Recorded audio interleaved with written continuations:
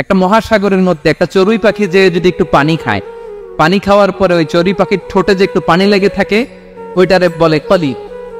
আল্লাহ বলে মহাসাগর থেকে পানি খাওয়ার কারণে চড়ুই পাখির ঠোঁটে যে একটু পানি লেগে আছে, এই পানিটা হচ্ছে তোমরা পৃথিবীতে যারা আছো সবার জ্ঞান, সবাই মিলে এতটুকু জ্ঞান, আর পুরো মহাসাগরের পানি হচ্ছে আমি আল্লাহর জ্ঞান।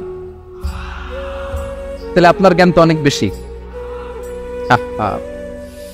এজন্য জ্ঞানের বড়াই করা যাবে না। আল্লাহ বলেন ওয়ালা ইউহিতুনা বিশাইইন মিন ইলমিহি ইল্লা বিমা শাআ।